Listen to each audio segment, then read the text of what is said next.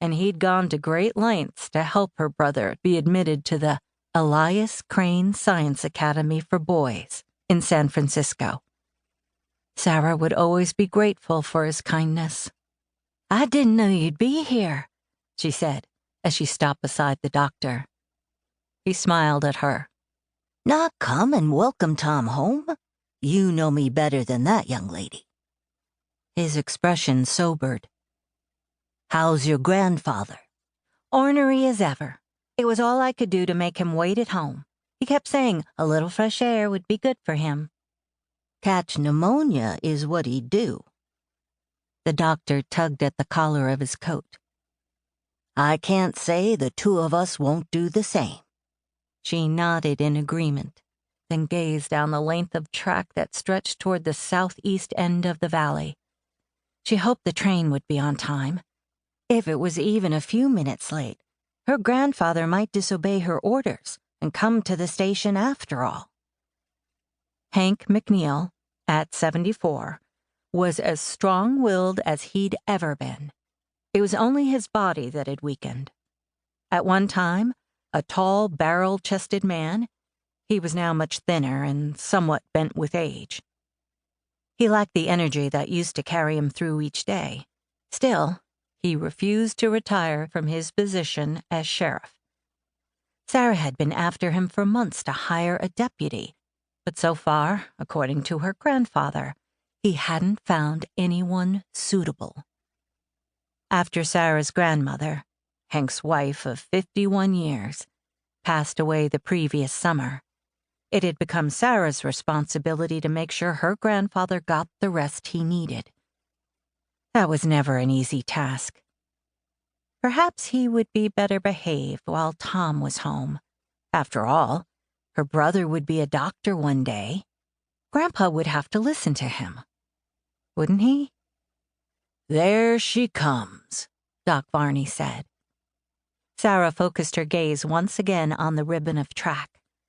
She saw the billowing cloud of soot shooting into the air moments before the engine came into view. Her excitement surged to the fore once again. "Do you suppose he's changed much?" She rose on tiptoe, her eagerness making it difficult to stand still. "Of course he's changed. He left a boy. He's coming home a man." Doc Varney was right. Tom McNeal had become a man. Sarah almost didn't recognize him when he stepped down from the train 10 minutes later, taller by a good 8 inches or more, and sporting a mustache. Tom looked up and down the platform before his gaze came to rest upon her. She rushed forward and threw herself into his arms. "Tommy!" She gave him a kiss on the cheek and then stepped back. "Look at you!" "Like it?" Wearing a cocky grin, he turned his head so she could view the mustache from another angle. She frowned. "I'm not sure."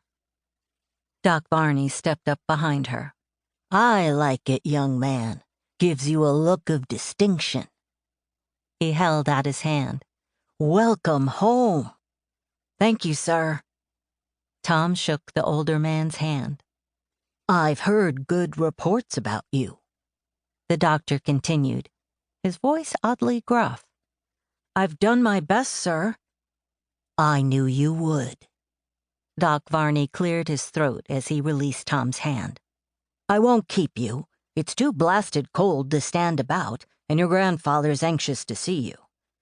When you get settled, come to my office, and we'll have a long visit." "I'll do it." Sarah slipped her arm through her brother's. "You're home. I can't believe it. You're finally home." Tom looked at her again, and his grin returned. "You got even prettier. No wonder Warren's been pestering you to marry him." He shook his head. "It's hard to believe you'll be a married woman in a few weeks." It was hard for her to believe, too, and she'd rather not think about it. Thoughts of her impending wedding left her feeling unsettled. Her brother tapped the end of her nose with a gloved finger. "And I always thought you'd wait